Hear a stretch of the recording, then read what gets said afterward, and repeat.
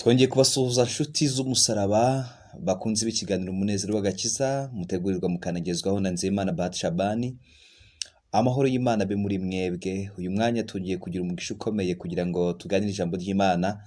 Nagira ngo dusenge maze dutangire twumva ijambo ry'Imana. Data mu izina rya Yesu turagushimiye kubw'ubuntu bwawe, tugushimiye urukundo udukunda, tugushimiye umwanya mwiza uduhaye kugira ngo twumve ijambo ryawe. Ijambo ryawe ni ryo ridutuma dukira, niho dukirira ibibembe bitandukanye, niho dukirira ibikomere kandi tukongererwa imbaraga. Mwami, ibyo dukoze ni bito cyane, ariko Mwuka wera agira umumaro kugira ngo ijambo ryawe rigire umumaro mu bantu baryumva. Ni mu izina ryawe tujya twizeye kubikora, amen. Inshuti z'umusaraba, uyu mwanya tugize umugisha ukomeye n'amahirwe kuko Imana yongeye kutwemerera kugira ngo tuganire ijambo ry'Imana. Tugiye kuganira ku nkuru za Namani, umugaba w'ingabo w'i Siriya, wari umubembe. Turareba ibitumye abantu bari gukorana umurimo bagakora umurimo w'Imana ariko bikukorana ibibembe. Mbere y'uko mvuga ibibembe, kenshi aha turi bwavuge ni ibyaha. Turareba ibituma abantu bakora badakira ibibembe, ndetse turebe iyo twemeye kugendera mu bushake bw'Imana ni ibiki bikoreka nyuma yo kumvira Imana idusaba kugira ngo dukire. Hanyuma turaza gufata umwanzuro turebeye muri iri jambo ry'Imana.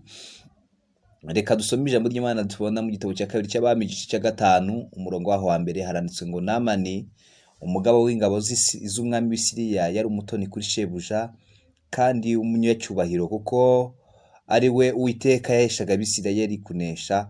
Yari umugabo w'umunyamaboko w'intwari, ariko yari umubembe. Icyo gihe Abisirayeli bajya mu gutabara, bakarema imitwe y'abanyazi. Bukeye bajya mu gihugu cy'Isirayeli banyagayo umukobwa muto, aba umuja wa Mukanamani. Bukeye uwo muja abwira nyirabuja ati, icyampa databuja agasanga umuhanuzi w'i Samariya yamukiza ibibembe. Namani ajya kubwira shebuja ibyo umuja waturutse mu gihugu cy'Isirayeli yavuze. Nuko umwami w'i Siriya abyumvise abwira Namani ati, haguruka ugende, nanjye ndandikira umwami w'i Siriya urwandiko. Namani aherako aragenda, ajyana italanto z'ifeza 10 n'ibice by'izahabu 600 n'imyambaro yo gukuranwa 10. Nuko ashyira umwami w'Abisirayeli urwandiko rwari rwanditsemo ngo, nuko rero urwandiko nirukugeraho, nkoherereje umugaragu wanjye Namani ngo umukize ibibembe. Amen. Imana idufashe cyane. Bavandimwe bene data, rero iri jambo niryo nshaka ko tuganireho. Ubundi indwara y'ibibembe ni indwara akenshi yandurira mu mwuka, n'uyu munsi iracyariho. Ziracyaboneka no mu Rwanda ndetse n'ahandi hatandukanye. Tujya tuyibona iyo ukoze ubushakashatsi ugasoma, ubona ko iyi ndwara igihari. Rero umuntu wabaga urwaye ibibembe yashyirwaga mu kato, kuko yashoboraga kwanduza abandi, yabaga ahumanye. Ubundi iyo ahantu yabaga yicaye, iyo yabonaga abantu yaravuga bamusanga cyangwa bagiye guca aha ngaha, yavugaga n'ijwi rirenga akavuga ngo ndahumanye, ndahumanye, ndahumanye, ntimunyegere. Yari umuntu niko yabaga ameze. Kandi iyo umuntu yabaga arwaye ibibembe yarerukaga cyane, yagiraga umubiri weruruka, akenshi umubiri ugasa nkaho ubaye nk'urubura, akaba umweru cyane. Hanyuma iyi ndwara umuntu uyirwaye yari indwara ishobora gutuma umuntu acika amano, agacika intoki,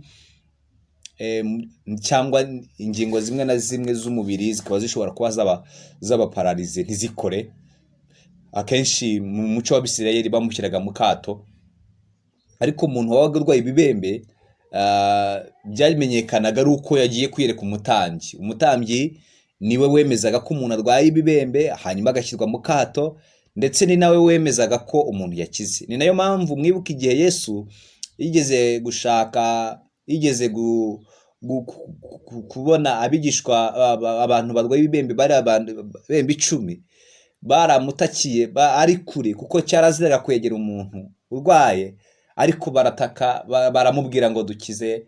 Arababwira ngo nimugende mwiyereke umutambyi. Bakigenda ngo barakira, bamwe barakomeza, hagaruka umwe wari uje gushima, kubera ko yari azi icyo uburwayi bwari bumereye ku mubiri we. Rero bitwereka ko ubundi iyi ndwara iyo umuntu yayirwaraga yashoboraga akitabwaho, n'uyu munsi ashobora gukira, ariko iyo itinze biviramo umuntu paraleze. Rero Bibiliya itubwiye ngo iki? Ngo Namani umugaba w'ingabo z'i Siriya ngo yari umutoni kuri shebuja, yari umunyacyubahiro. Hanyuma ngo kuko niho Uwiteka yaheshaga Abisirayeli kunesha. Yari umugabo w'umunyamaboko, yari intwari, ariko ikindi yari umubembe. Namani uyu tuvuga ni umugabo ukomeye, yari umugaba w'ingabo z'i Siriya, yari umunyacyubahiro. Ariko mu bintu byamuranze ntabwo muri ibyo bihe Bibiliya iratubwira ngo ni we Uwiteka aheshaga ingabo z'Abisirayeli kugira ute? Gutsinda, kunesha. Ariko nubwo byari birimeze gutyo, yari afite ikibazo, yari umubembe. Sinzi, wenda ntabwo nakoze ubushakashatsi ngo menye, ariko kuko uyu muntu wari umubembe wenda akaba atari yemerewe kujya mu bandi, ariko mu gihugu cy'Abisiriya ntabwo nzi umugenzo wari uhari, cyane ko cyari igihugu kitari igihugu cyabashaga kwemera, kitari kizi Imana, kitari cyabazwaga mu banyamahanga. Ariko Bibiliya itubwira ngo uyu yamuheshaga gutsinda, ingabo z'Abisiriya nizo Uwiteka yaheshaga gutsinda kubw'uyu muntu, ariko yari umubembe. Imana idufashe cyane. Hanyuma ngo kubera ko bajyaga barwana bagatera bakanyaga, ngo baza kujya mu Bisirayeli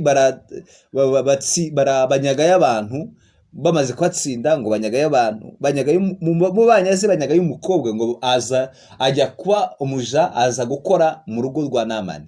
Ahageze biba ngombwa, igihe kigeze aza kubona shebuja, wenda ari bamwe bagerageza kuvuga ko yari ari koga, ntabwo Bibiliya bisobanura neza, ariko iyo ubana mu rugo rw'umuntu birashoboka ko ushobora kubona umuntu uko bimeze kose. Ngo abona Namani rero ngo afite ibibembe, yegera nyirabuja, atanga inkuru nziza. Biradukwiriye ko mu buzima bwacu bwa Kristo dukwiye kwamamaza inkuru nziza y'agakiza, inkuru nziza ishobora gutuma abababaye babasha kwishima, inkuru nziza ishobora gutuma uwari mu byaha ava mu byaha akakira agakiza, inkuru nziza ishobora gutuma uwari urushye aruhuka. Abwira nyirabuja ati, iyaba databuja yemeraga kujya muri Samariya, kuko hari umuhanuzi wamukiza ibibembe. Iyo nkuru nziza bitewe n'uko uwo mugore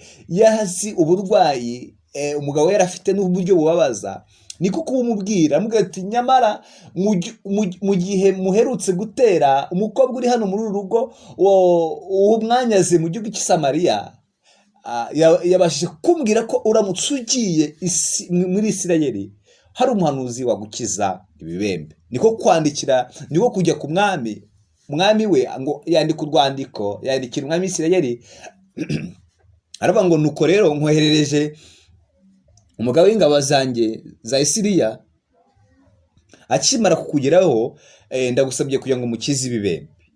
Imana idufashe cyane. Umwami w'Isirayeli nawe amaze kubona urwandiko yaravuze ati, ariko uyu mugabo ntari kunyendereza, ni jye Imana yica kandi ikabeshaho? Ngo nimubitekerezeho ko yaba atari kunyendereza. Ariko Imana ishimwe ko muri Isirayeli harimo umuhanuzi ugifite ibyiringiro. Dukeneye abantu bafite ibyiringiro, dukeneye abakozi b'Imana baremesha abantu, bakabakomeresha kugira ngo be gucika intege no mu rugendo. Nubwo intambara n'ibigeragezo ari byinshi, ariko dukeneye abantu bo guhumuriza imitima y'abantu kugira ngo bakomere be gucika intege mu rugendo, ahubwo bakomeze inzira batangiye. Imana ishimwe. Muririmbyi yaravuze ngo, numva Yesu anyemeza ambwira ngo ko mbuze imbaraga, ngo njye musenga iteka ntacyo nzamuburana. Ndagira ngo ubwire inshuti, wowe ufite kwiheba, ufite ibibazo, ufite intambara nyinshi, umuririmbyi yaravuze ngo, numva Yesu anyemeza ko mbuze imbaraga, ngo njye musenga iteka ntacyo nzamuburana. Ufite ibibazo n'agahinda, ntacyo uzaburana, Kristo ni umwisunga. Umuntu w'Imana wari ufite ibyiringiro avuga ngo, mwami ni iki gitumye ushishimura imyenda yawe? Ni iki? Mubwire uwo mugabo aze ansange, aramenya ko muri Isirayeli hari Imana koko, aramenya ko muri Isirayeli hari Imana nyamana.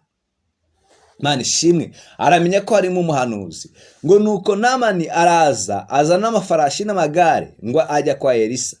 Ngo akimara kugera kwa Elisa akiri hanze, ngo abwira umugaragu aravuga ngo nimugende mubwire uwo muntu ngo ajye muri Yorodani ngo yiyuhagire karindwi, maze ngo aravamo umubiri we urahumanuka.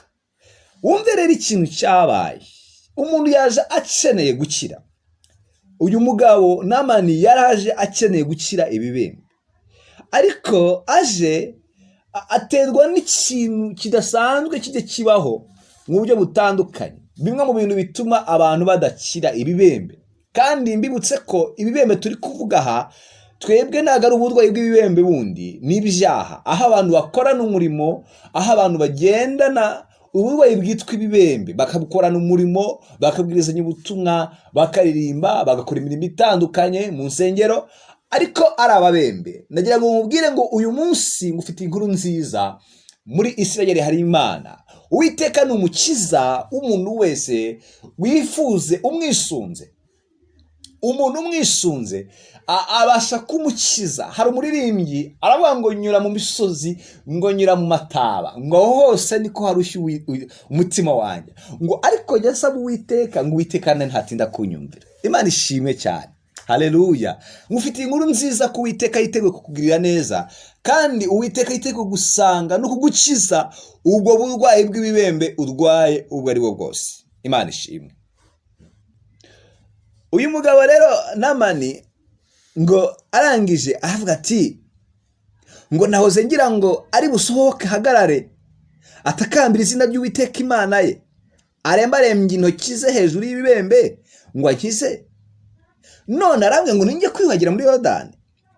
Haribaza ngo mbese inzuzi z'i Damasiko, Abana na Fabu ntiziruta ubwiza amazi yose y'Isirayeli? Sinabasha kwiyuhagiramo ngo mpumanuke? Ngo nuko arahindukira aragenda. Umuntu waje akeneye gukira, akenshi dutangira inzira n'uru rugendo dufite ibyiringiro byo gukira, dushaka kugira ngo Uwiteka dukize ibyaha n'imibabaro twahuriye nabyo muri ubu buzima, bikaduhumanya, bigatuma tudakira. Ariko twagera mu rugendo tugashaka kugenda, tugashaka ko dukira, ariko mu buryo Uwiteka adashaka ko dukiramo. Ni nayo mpamvu akenshi tudakira ibibembe byacu, ari nayo mpamvu tutabasha kugera ngo tumenye ubushake bw'Imana icyo ari cyo. Dore ikintu cyabaye kuri uyu muntu. Icya mbere, Namani yaranzwe no kwivumbura cyangwa kurambirwa. Aravuga ngo mbese muri Damasiko, hariya muri Isiriya, inzuzi zihari ntiziruta ubwiza izo muri Isirayeli? Narinzi kaza akarambura ukuboko nibura akansengera. Yananiwe kumva icyo umuntu w'Imana yaramubwiye. Natwe tunanirwa kumva ijwi ry'Imana, nicyo turi kudusaba, nicyo ridutegeka ngo dukore. Iyo ni intambwe imwe ituma umuntu adakira. Intambwe ituma umuntu adakira ibyaha, adakira ibimurembeje, adakira umutwaro umugarije, ni ukwivumbura, ni ukudashaka kumvira Imana. Icya kabiri, ni ugushaka kwereka Imana uko ibibazo bikemuka, nyamara bitandukanye n'ubushake bw'Imana. Yaravuze ngo narinzi ko nibura aza akarembya intoki ze ku bibembe byanjye akangiza, agatakambira Uwiteka. Nyamara umuhanuzi yamubwiye ngo jya kwiyuhagira. Arashaka kumwereka izindi nzira agakwiye kubikora. Hari igihe dushaka kwerekana uburyo dukwiye gukira, nyamara Imana atari ko ibishaka, ahari ahandi. Icyampa uyu munsi ugasobanukirwa, icyampa tugasobanukirwa uburyo Imana ishaka ko dukiramo. Imana idufashe cyane. Imana idufashe cyane. Icyampa tugasobanukirwa ubushake bw'Imana. Icya gatatu, ubwibone bwanze bwatumye atabasha kugira gute. Ubwibone yari afite bwabashije kumubera ikibazo kugira ngo adakire, bitewe n'icyubahiro n'icyo yari ari cyo. Aba jewe Namani njye kwiyuhagira mu nzuzi zitameze neza, dufite pisine iwacu, dufite iki? Ariko kugira ngo umuntu akire ni ngombwa ko ava ku cyubahiro cyangwa agaca bugufi. Icya kane ni ukutumvira no gusuzugura. Ibi byose byaranze Namani. Ariko agira umugisha, agira abajyanama beza, agira abagaragu beza. Baramwegera baramubwira ati databuja, data, iyo abo muhanuzi yagutetse ikintu gikomeye ntuwo wagikoze nkashwe kukubwira ngo iyuhagire urahumanuka. Hanyuma tekereza urugendo twakoze, inzandiko twandikishije umwami, tekereza ibyo byose twakoze n'urugendo twakoze tukaza. Ese umuntu w'Imana yagutegeka ikindi kintu gikomeye ntuwo wagikoze kugira ngo kire? None kujya mu mazi ngo wuhagire uhumanuke nibyo bitumye uvuga gutyo? Hari igihe tuza mu rugendo, ubundi ibintu Imana idusaba n'umutwaro Imana idusaba kwikorera ngo nturemereye, ntukomeye, ariko twebwe ubwenge dushaka kuwushyiramo bwinshi bituma bituvuna bikatugora. Niko byagendekeye Namani. Ariko agira umugisha, agira abagaragu beza babasha kumugira inama. Arangije ngo aramanuka, amaze kumanuka ayisubiramo. Aka kanya yisubiyemo aca bugufi, yemera kumvira icyo umuntu w'Imana, umuhanuzi w'Imana yaramubwiye. Aragatereka mbikore ndebe ko mumanuka. Atera intambwe yambara aramanuka ajya muri Yorodani. Ngo yibira muri Yorodani bwa mbere, ngo abona ntacyo bibaye. Bwa kabiri abona nta kintu gihindutse ku bibembe bwe. Bwa gatatu abona reka da, kandi umubiri ari kumubabaza. Ubwa kane, bwa gatanu, kujya ku bwa karindwi arahumanuka. Imana ishimwe. Dore rero icyabaye nyuma yo guhumanuka, kuko yumvise, azana inkuru y'ibyishimo. Ngo hanyuma agarukana n'abantu be bose. Ubwo yari amaze guhinduka, umubiri wari umaze guhinduka nk'umwana muto, ahagarara imbere ya wa muntu, imbere ya wa muhanuzi ya Elisa, aramubwira ati none wamenye ko nta yindi Mana iriho mu isi yose keretse mu Isirayeli, none ndakwinginze indi ngororano y'umugaragu wawe. Iyo twemeye kugenda mu bushake bw'Imana, iyo twemeye kumvira Imana, iteka inzira Imana itujyanamo ni inzira nziza, tuhabonera umugisha, tuhabonera amashimwe, kuko twemeye kuyoboka Imana, inzira Imana dushaka ko tujyamo. Dushima Imana kubw'imirimo Imana idukoreye, kuko imirimo ikoretse. N'abantu yaraje aravuga ngo ni ukuri koko menye ko nta yindi Mana ibaho keretse muri Isirayeli. Icya kabiri, dutanga ubuhamya. Yatanze ubuhamya, avuga ibintu bikoretse. Natwe rero iyo twumva Imana tubasha gukira. Ni cyo kibazo gituma abantu badakira ibibembe, nuko bashaka gukora umurimo bakawukorana, ariko ibyaha badashaka kugira ngo bemere bakire. Ariko urugero rwa Namani rwagakwiye kutubera urugero rwiza kugira ngo tubashe gukira uburwayi bwose tuba dufite. Ubundi umuntu urwaye ibibembe iyo abashije kwitabwaho kare arakira, n'indwara ivurwa igakira. Nk'uko guca bugufi ukitekerezaho, ukareba uburyo uri gukora n'ibyaha byakwinjiranye mu murimo, mu buzima bwawe bwa buri munsi byakunaniye, ukemerera mu gusenga no kumva ijambo ry'Imana, nibyo bibasha gutuma umutima wawe ukira, ukagira ibindi byiringiro bizima. Imana idufashe cyane. Rero twakwiye kugira ikintu dukwigira kuri Namani. Namani umugabo w'ingabo za Siriya, muri aka kanya hari ikintu bagakwiye kumwigiraho. Yaravuze ngo none ndakwinginze nyemera ume nibura imitwaro y'ibitaka ihetswe n'inyumbu ebyiri, kuko none nta zindi Mana umugaragu wawe nzatambira igitambo cyoswa cyangwa igitambo cyose keretse Uwiteka wenyine. Amen. Reba ahantu byari bigeze, urebe uburyo igisubizo cyabonetse mu kwemera kumvira Imana no guca bugufi kwa Namani, kugira abagaragu beza, kugira abajyanama beza. Imana idufashe. Ubundi umuntu urwaye ibibembe ashyirwa mu kato, ariko Imana ntabwo idushyira mu kato. iratubwira ngo nimuze ungureho umuti usiga ku maso, ungureho umuti ubasha gutuma ukira. Rero inshuti yanjye, umenye ko Imana nta kindi kiguzi gusaba, nta n'ikindi kintu gusaba, itanagushyira mu kato, ahubwo igusaba ngo emera. Emera guca bugufi, emera ndagukiza. Ese imbaraga dukoresha dusaba nizo dukoresha dushima? Namani yabaye icyitegererezo cyiza nyuma yo gukira.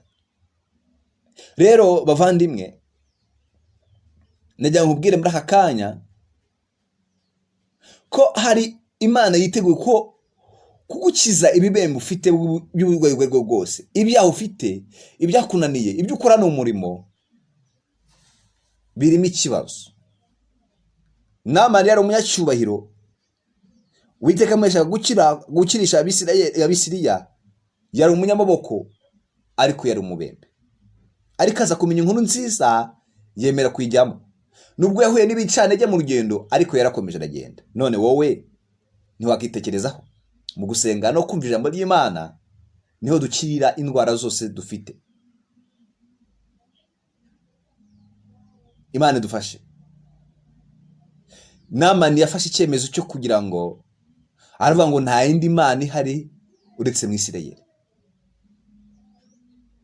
Yakuye ubushobozi bwo gushima Imana, yafashe icyemezo cyo kuramya Imana yonyine.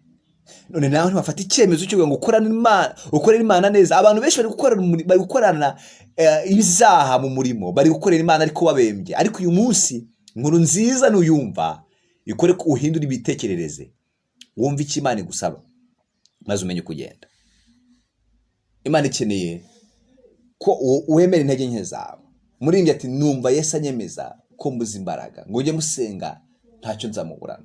None muri aka kanya wari uzi ko Kristo yakwishyuriye imyenda yose, yakubabariye. None waciye bugufi aka kanya ukemerera Imana ikakugirira neza. Reka dusenge. Data mu izina rya Yesu Kristo, uri Imana yuzuye urukundo n'imbabazi nyinshi. Tugushimiye kubw'urukundo rwawe n'imbabazi zawe ugirira itorero ryawe. Ndasenze kugira ngo muri aka kanya ijambo tuvuze turivuzeho bike cyane, ntabwo turibashije kurivuga neza uko bikwiye, ariko Umwuka Wera ariherekeze. Imitima y'abantu bose bazaryumva, bazahindurwe naryo. Kandi turifuza kubona abantu bagukorera bafite imbaraga zinesha ibyaha. Nta kindi kibujije abantu gukomera, nuko babuze imbaraga. Tanga imbaraga kugira ngo mwana tuneshe ibyaha, tumenye kugendana nawe. Ijambo ryawe rigira umumaro mu mitima y'abantu baryumva bose, kandi ubwami bwawe bukomeze kwaguka. Tumere nk'uko uyu umujakazi wari wanyazwe mu gihugu cy'Isirayeli, akaza muri iki gihugu cy'Isiriya yabigenje, akabasha gutanga inkuru nziza yatumye Namani akira. Turakwinginze kugira ngo twemerere umugambi wawe mwiza uganze, kandi utwemerere tubone gukomera kwawe. Komeza kudufasha kandi ukize abarwayi, abafite ibibazo bitandukanye bikemure. Ubuntu bwawe bukomeze kubonekana mu izina rye, twize kubikora. Amen. Imana ibahe umugisha.